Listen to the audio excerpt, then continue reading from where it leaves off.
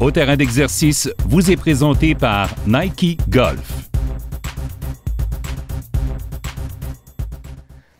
De la distance. Qui ne souhaite pas en gagner?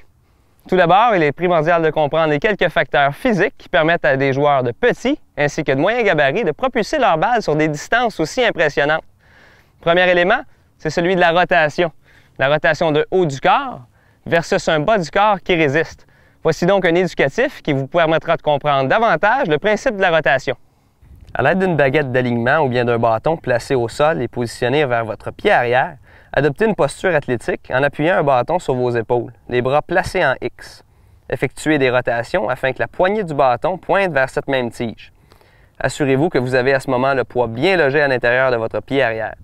Le fait d'avoir résisté à une rotation du haut du corps à l'aide de votre ancrage au sol permettra à votre corps d'agir tel un ressort étiré au maximum, ce qui vous aidera grandement lors du prochain segment.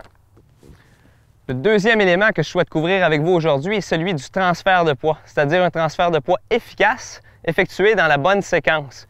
Afin d'éviter toute ambiguïté au sujet du transfert de poids, je vous propose plutôt un défi qui sera vous le faire ressentir au lieu de vous en faire analyser ses rudiments.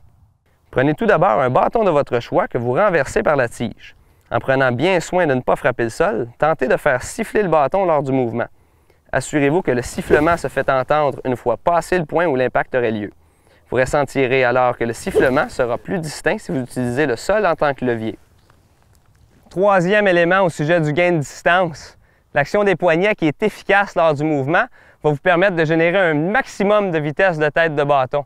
Mais pour ce faire, vous devez être détendu.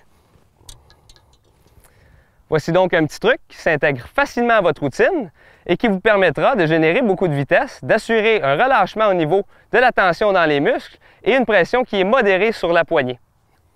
Lorsque vous vous trouvez derrière votre balle en préparation pour votre coup, serrez vos poignets le plus fort que vous pouvez et maintenez cette tension l'espace de quelques secondes. Ensuite, relâchez. Vous pouvez maintenant procéder à l'exécution de votre coup.